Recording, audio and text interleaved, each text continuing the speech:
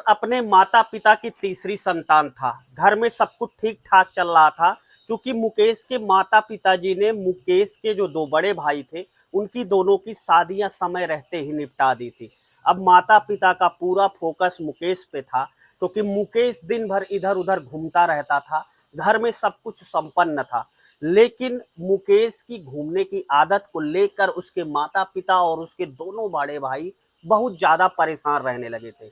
मुकेश के अंदर एक ऐसी गलत आदत थी, एक ऐसी गलत हैबिट थी, जो ना ही उसके लिए काल बनकर आई, बल्कि उसके लिए मौत का कारण बनकर आई, बल्कि पूरे हंसते खेलते खाते परिवार को तबाह कर दिया, बर्बादी की तरफ अग्रसर कर दिया।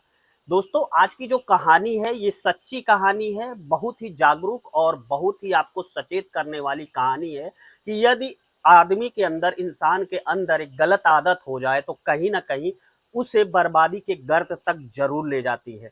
दोस्तों, आखिर मुकेश की वो कौन सी गंदी आदत थी और मुकेश ने ऐसा क्या कर दिया था जो मुकेश की उस गंदी आदत ने मुकेश को मौत के मुंह में ढकेल दिया और पूरा हंसता खेलता खाता परिवार बर्बाद हो गया। दोस्तों, कहानी में आगे बढ़ने से पहले आपसे मेरा बस वही छोटा सा विनम्र अनुरोध है कि चैनल को सब्सक्राइब ना किया तो चैनल को सब्सक्राइब कर लेना, साथ में लाल बेल आइकन के बटन को प्रेस कर लेना, ताकि जब भी मैं ऐसी सच्ची कहानियां आपको सचेत, आपको सतर्क और आपको जागरूक करने के लिए अपने चैनल पर अपलोड करूं तो उसका नोटिफिकेशन सबसे पहले आपको मिल जाए। दोस्तों, जैसा कि आपको पता है, हमारे चैनल पर एक मुहिम चल रही है। जिन लोगों का प्यारा सा कमेंट और सपोर्ट हमें हमारी कहानियों पर प्राप्त होता है, उनके नाम हम कहानी में जरूर लेते हैं। तो सबसे पहले उन लोगों के नाम जिनके कमेंट हमें प्राप्त हुए थे, और आप ये कहानी लास्ट तक, आखिरी तक जरूर सुनिएगा और अपनी राय कमेंट बॉक्स में जरूर बताइएगा। फिलहाल बिना देरी किए हम उन लोगों के नाम लेते हैं जिनका प्यारा सा कमेंट हमें पिछली कहानी पर प्राप्त हुआ था। उनके नाम है नितेश कनौजिया हैं, ये हैं गोरखपुर उत्तर प्रदेश से। संजय कुमार सिंह हैं मुजफ्फरनगर बिहार से। राम जियावन है मुजफ्फरपुर बिहार से। और श्रवण कुमार है हरदोई उत्तर प्रदेश से। तो दोस्तों, बिना आपका समय जाया किए हुए कहानी की तरफ आगे बढ़ते हैं। दोस्तों, ये कहानी है 18 सितंबर 2023 की, यानी कि पिछले साल की। उत्तर प्रदेश का एक जिला पड़ता है हापुड़, और इसी हापुड़ का एक गांव पड़ता है जिले का लज्जापुर। इसी लज्जापुर में रहता था मुकेश। अब चूंकि घर वाले माता पिता जब चाहते हैं कि मुकेश घूम रहा है तो मुकेश की शादी कर देते हैं। मुकेश की शादी गांव से ही करीब 10-12 किलोमीटर दूर एक लड़की रहती है, उसी कास्ट की, उसी जात की, जिससे शादी होती है मुकेश की। उस लड़की का नाम होता है प्रियंका। प्रियंका जब दुल्हन बनकर मुकेश के घर आती है, सब कुछ ठीक ठाक से अच्छी तरीके से चलने लगता है, और ऐसा मानो कि समय को पंख लग गए हैं। करीब 10-12 साल कैसे गुजर जाते हैं, न मुकेश को पता चलता है और ना ही प्रियंका को पता चलता है।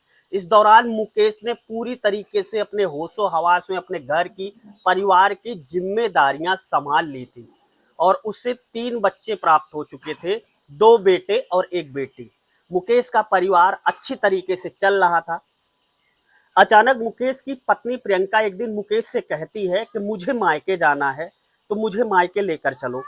कई दिन मुकेश टाल मटोल करता है कि चलूंगा, अब चलूंगा, तब चलूंगा, कुछ दिन बाद चलूंगा। लेकिन मुकेश की पत्नी थी कि मानने का नाम नहीं ले रही थी। वो लगा, दरअसल मुकेश ने इसी हापुड़ के लज्जापुर अपने गांव के बगल एक टेंट हाउस की बड़ी दुकान कर रखी थी, और गांव मोहल्ले आस पड़ोस उसे सब टेंट के बड़े व्यवसायी के रूप में देखते थे। अब 18 सितंबर 2023 को वो अपनी पत्नी और अपने बच्चों को लेकर अपने ससुराल, यानी कि प्रियंका अपनी पत्नी के मायके जाता है। मायके में वो छोड़कर, घर वाले बहुत रोकते हैं उसके उसके ससुराल वाले कि भैया रुक जाओ, लेकिन इतने दिन बाद आए हो। लेकिन मुकेश था कि रुकने का नाम नहीं लेता है। अब मुकेश जब नहीं रुकता है तो उसकी वाइफ कहती है कि ऐसा है कि अंधेरा हो जाए, इससे पहले आप समय से घर चले जाओ।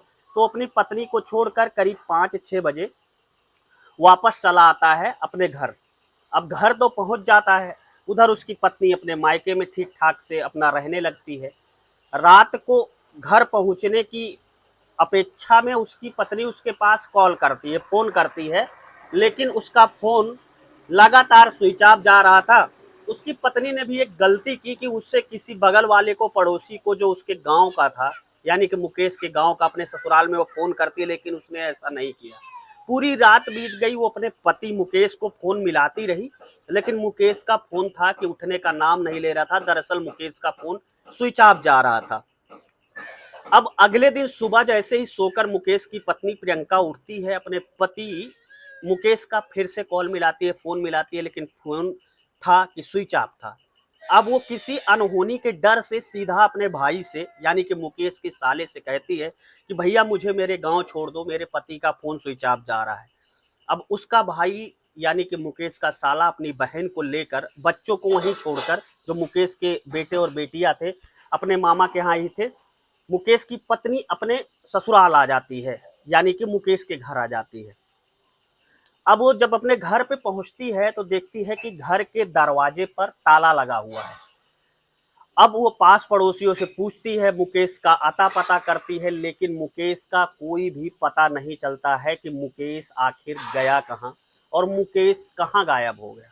लोगों में एक कौतूहल का विषय बन गया। गांव के, पड़ोस के लोग, जितने भी लोग थे, सब लोग मुकेश को ढूंढने लगते हैं, लेकिन ढूंढते ढूंढते शाम हो जाती है, मुकेश का कोई अता पता नहीं चलता है। शाम को 6 बजे उसकी पत्नी थाने पहुंचती है। थाने पर एक गुमशुदगी की एफआईआर दर्ज कराई जाती है कि मुकेश जो है वो अपने ससुराल से अपने बीवी बच्चों को ससुराल में छोड़कर बाकायदा अपने घर आया, लेकिन मुकेश अभी तक 24 घंटे से ज्यादा गुजर चुके हैं, लेकिन अपने घर तक पहुंचा नहीं।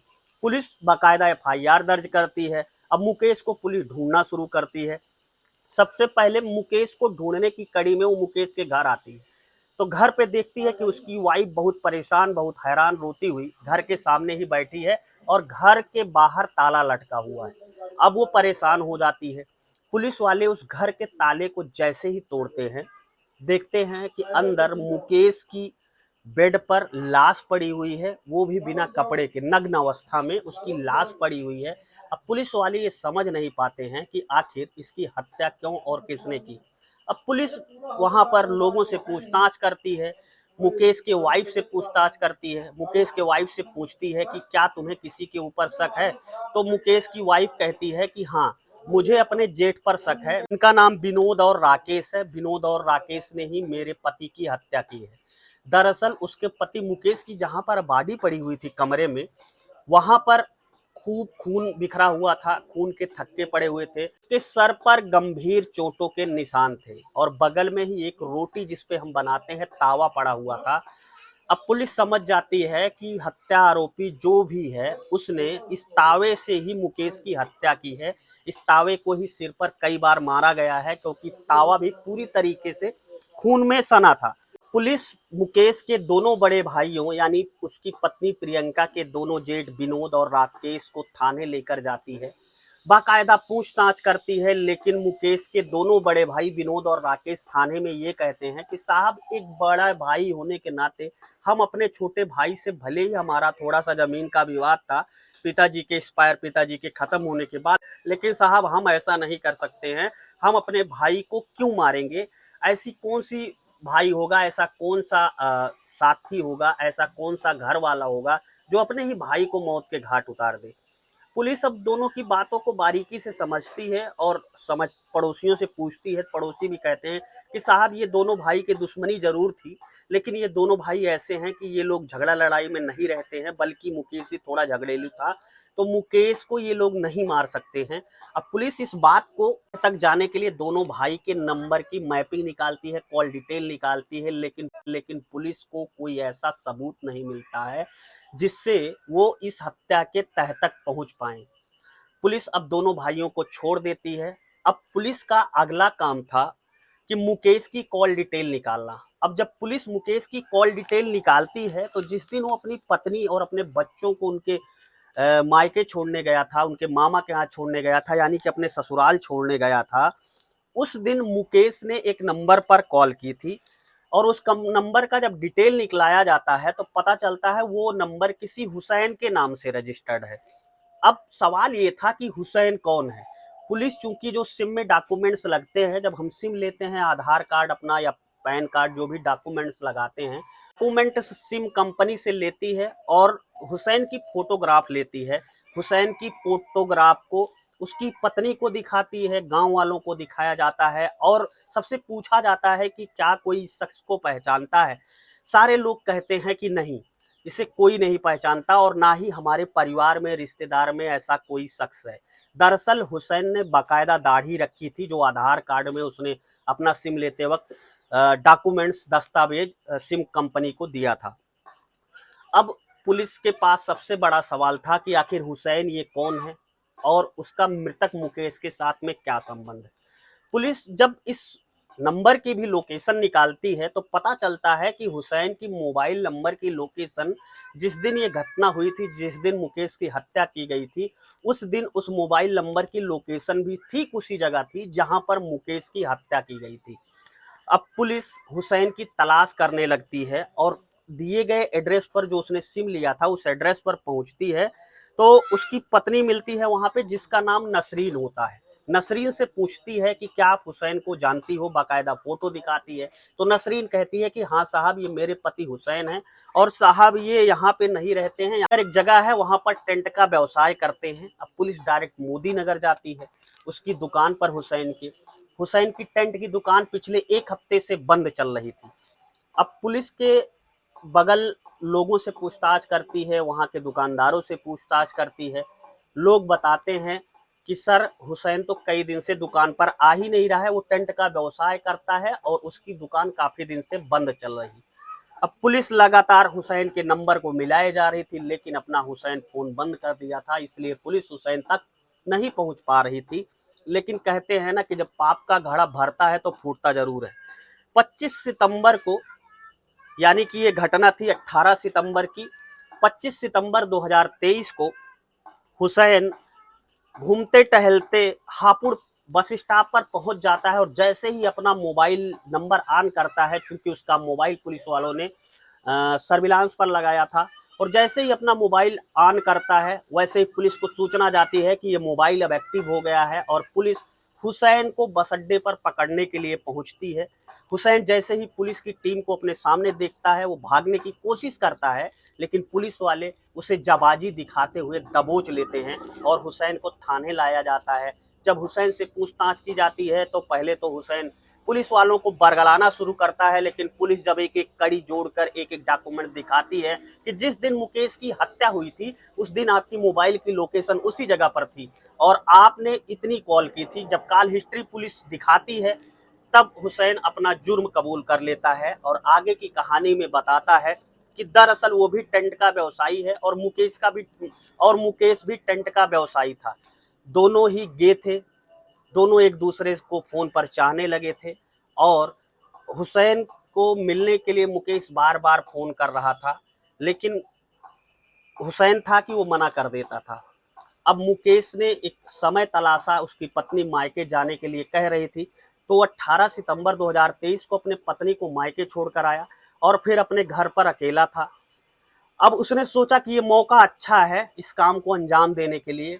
अब वो चूंकि पहले ही हुसैन को बता चुका था, हुसैन भी हापुड़ बस स्टॉप पर आ चुका था। अब हुसैन और मुकेश हापुड़ बस स्टॉप पर मिलते हैं, वहां से जाते हैं ठेके की दुकान पर, शराब खरीदते हैं। शराब खरीद कर दोनों काफी पीते हैं। पीने के बाद हुसैन को मुकेश अपने घर ले आता है और घर ले आने के बाद दोनों एक दूसरे से संबंध बनाना शुरू करते हैं। पहले तो मुकेश हुसैन के साथ संबंध बनाता है, फिर मुकेश कहता है कि मुझे हाथ पैर बांध कर संबंध बनाने में बहुत अच्छा लगता है। तब मुकेश हुसैन का हाथ पैर बांधकर उसके साथ शारीरिक संबंध बनाता है। उसके बाद जब बारी हुसैन की आती है तो हुसैन मुकेश का हाथ पैर बांधता है। मुकेश काफी दर्द से करा रहा था और उसके साथ संबंध बना रहा था, क्योंकि हुसैन को अब मजा आ रहा था। हुसैन से अब जब मुकेश से दर्द सहा नहीं गया, वो ज्यादा तेजी से चिल्लाने लगा, तो हुसैन को लगा कि ये आवाज बाहर तक जाएगी और चूंकि वो शराब के नशे में था, उसके पहले मुकेश ने उसके साथ बहुत दर्दनाक संबंध बनाए थे। इसलिए वो गुस्से में आकर वहीं पर रखे एक तावे से मुकेश के सर पर तब तक वार करता है जब तक वो मौत के गाल में नहीं समा जाता है, यानी कि जब तक मुकेश की मृत्यु नहीं हो जाती है।